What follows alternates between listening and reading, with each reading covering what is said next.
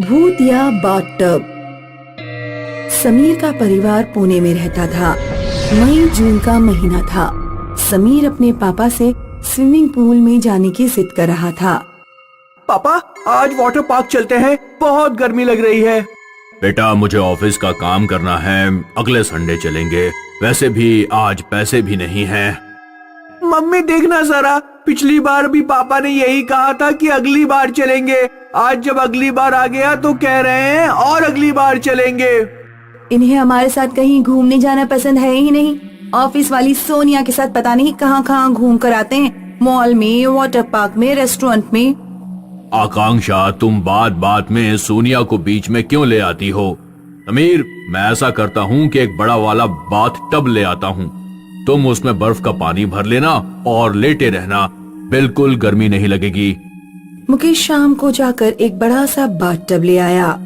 Hip hip hurray, hip hip hurray, आज पूरी रात मैं इस बाथ टब में लेटा रहूंगा। समीर कई घंटों तक बाथ टब में नहाता रहा। जब रात के 10 बज गए तो समीर की माँ ने उससे कहा, समीर, टंकी बंद कर दो, बहुत पानी वेस्ट कर लिया, अब आकर सो जाओ, कल सुबह नहा लेना। समीर बाथरूम से बाहर निकल आया और उसकी माँ ने बाथरूम का दरवाजा बंद कर दिया। लेकिन तभी अचानक फिर बाथरूम की टंकी चलने की आवाज आने लगी। समीर, लगता है तुमने ठीक से टंकी बंद नहीं की। मैंने पूरी टंकी बंद कर दी थी मम्मी। समीर की माँ ने बाथरूम खोलकर दोबारा टंकी बंद की और सोने चली गई। लेकिन आधे घंटे बाद फिर बाथरूम से टंकी चलने की आवाज आने लगी। मुकेश, कल प्लम्बर को बुला कर लाना, बाथरूम की टंकी में कुछ प्रॉब्लम हो गई है, बार बार अपने आप खुल जाती है। आकांक्षा फिर से बाथरूम की टंकी बंद करने गई। जैसे ही उसने बाथरूम खोला, बाथ टब में एक चुड़ैल लेटी हुई थी। मुकेश, मुकेश, यहाँ आओ। आकांक्षा ने दरवाजा बंद कर दिया। क्या हुआ? तुम ऐसे क्यों चीख रही हो जैसे कोई भूत देख लिया हो? मैंने सचमुच भूत देखा है। बाथरूम के अंदर बाथ टब में कोई लेटा हुआ है। उसका चेहरा बहुत भयानक था। क्या बकवास कर रही हो? मुकेश ने बाथरूम का दरवाजा खोला। बाथ टब में कोई नहीं था। तुमने आज फोन पर अपनी सहेली पूजा से बात की थी। वो तुम्हें भूत प्रेतों के किस्से सुनाती रहती है, इसलिए तुम्हारा दिमाग खराब हो गया है। चलो समीर, सोने चलते हैं, तुम्हारी माँ पागल हो गई है। तीनों लोग जाकर सो गए।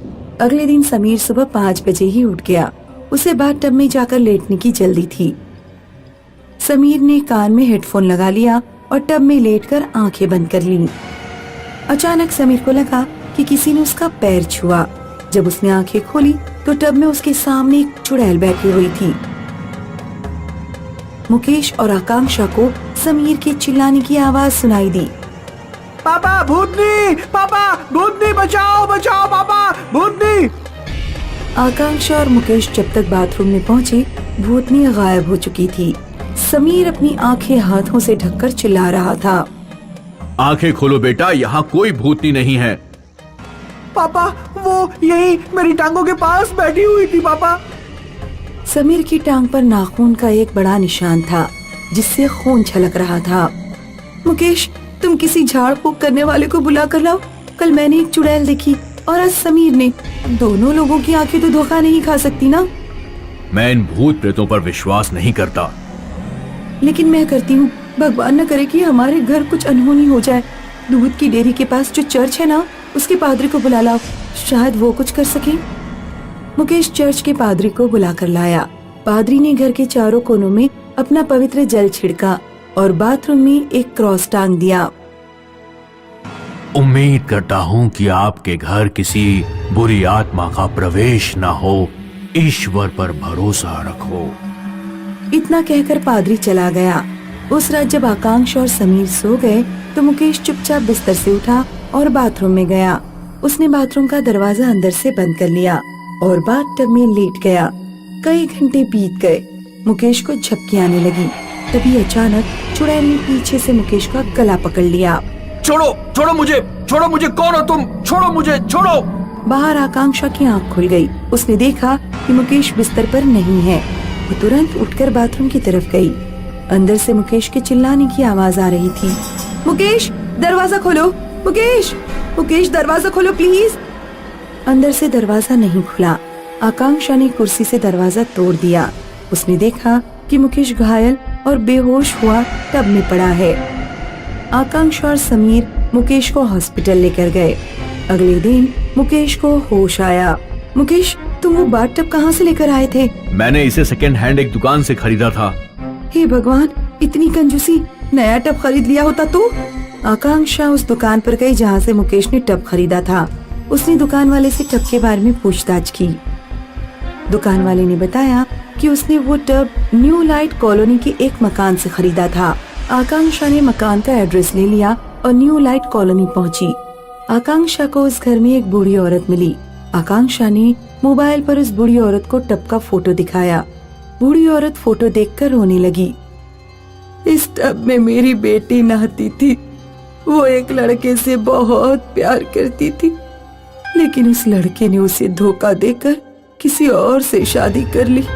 मेरी बेटी डिप्रेशन में चली गई। एक सुबह जब मैं बाथरूम में पहुंची तो मैंने देखा कि बाथटब का पानी लाल हो चुका है। मेरी बेटी ने अपनी कलाई काटकर टब में सुसाइड कर लिया था। बेहतर होगा कि वो टब तुम मुझे वापस दे जाओ। आकांक्षा ने उसी दिन बाथटब बूढ़ी औरत के घर पहुंचा दिया। लखनऊ में इंदिरा विकास नाम की एक कॉलोनी थी, जहां सुबह को रोजाना कांताबाई नाम की एक झाड़ू लगाने वाली आती थी। कांताबाई सारी सड़कें साफ करती और कूड़ा उठाकर कूड़ेदान में डालती। एक दिन शर्मा जी अपने कुत्ते को घुमाने सड़क पर लेकर आए और उन्होंने साफ सुथरी सड़क पर कुत्ते से पॉटी करा दी। शर्मा जी, आप चाहते तो कुत्ते को झाड़ियों की तरफ लेकर जा सकते थे, लेकिन आपने कुत्ते को यहीं रोककर गंदा करवा दिया। झाड़ियों में जाने का मेरे पास टाइम नहीं है, ऑफिस जाना है। ये लो 20 रुपए, उठाओ और सफाई करो। शर्मा जी कांताबाई की तरफ 20 रुपए फेंक कर चले गए। उस रात ट्रैफिक जैम में फंसने के कारण शर्मा जी को घर पहुंचते हुए काफी रात हो गई थी। उनकी कार घर पहुंचने से कुछ किलोमीटर पहले झाड़ियों के पास आकर अचानक बंद हो गई। शर्मा जी ने कार से उतरकर देखा तो कार की साइलेंसर में एक झाड़ू घुसी हुई थी। ये किस बदतमीज ने कार में झाड़ू ठूस दी? शर्मा जी ने झाड़ू निकालकर झाड़ियों में फेंक दी और वापस ड्राइविंग सीट पर बैठने के लिए दरवाजा खोला। ड्राइविंग सीट पर एक भूतनी बैठी हुई थी। भूतनी ने शर्मा का गला पकड़ लिया। उधर शर्मा जी की पत्नी अंजलि घर पर शर्मा जी का इंतजार कर रही थी। ये आज कहाँ रह गए? कहीं रात में किसी के साथ मुंह काला तो नहीं कर रहे हैं? अंजलि ने शर्मा जी को कई बार फोन किया, लेकिन फोन रिसीव नहीं हुआ। आखिरकार वो खुद सड़क पर शर्मा जी को ढूंढने गई। उसने देखा कि इस सड़क पर शर्मा जी का धड़ पड़ा हुआ है और सिर झाड़ियों में। शर्मा जी के घर से कुछ मकान छोड़कर राधे मोहन का घर था। राधे मोहन एक वकील था। आज उसकी बेटी की शादी थी। बारात में आए लोगों ने खाना खाने के बाद पत्तलें सड़क पर ऐसे ही फेंक दी। कांताबाई ये सब देख रही थी। उसने एक आदमी से कहा, सुनिए भाई साहब, आपने पत्तल सड़क पर क्यों फेंक दी? आप इसे उठाकर डस्टबिन में डाल दीजिए। मैं सुप्रीम कोर्ट का लॉयर हूँ, कोई जमादार नहीं। राघव सिंह नाम है मेरा। नाम नहीं सुना क्या? दफा हो जाओ यहाँ से, बदसूरत औरत। खाना पीना हो जाने के बाद उस रात जब राघव अपनी कार से अपने घर लौट रहा था तो रास्ते में उसे चुड़ैल बैठी दिखाई दी, जिसके हाथ में झाड़ू थी। राघव ने बैक गियर डाला और कार पीछे करने लगा, लेकिन चुड़ैल दौड़ती हुई उसकी कार के पास गई और उसने कार के साइलेंसर में झाड़ू ठूस दी।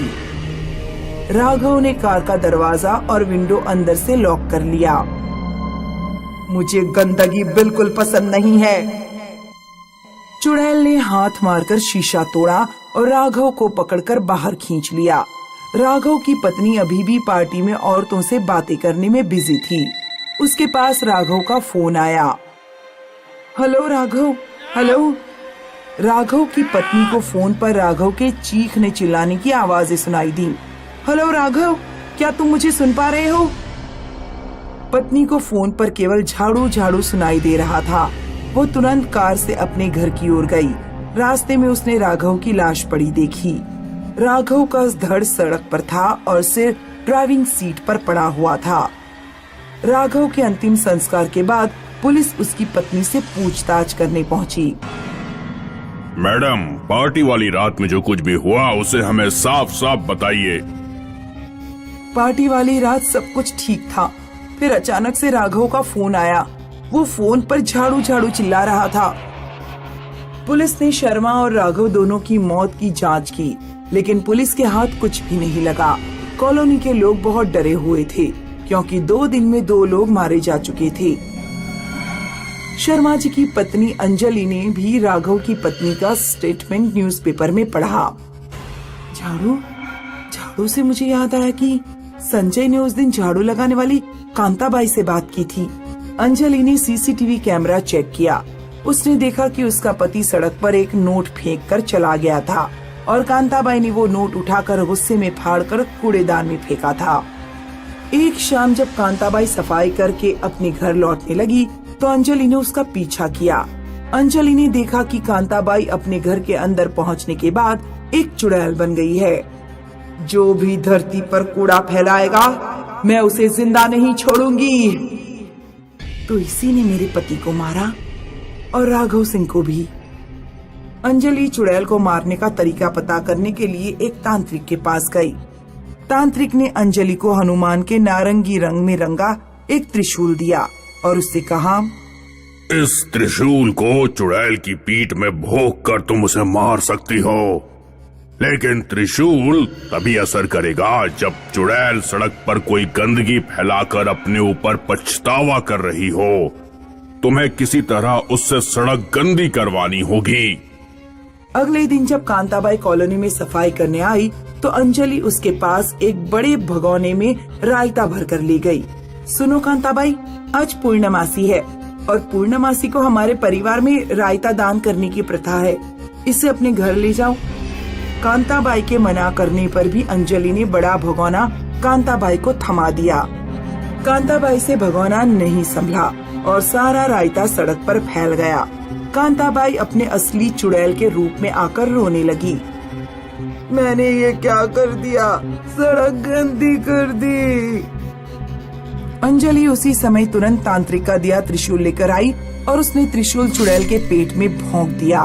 त्रिशूल भोंकते ही चुड़ैल जलकर राख हो गई।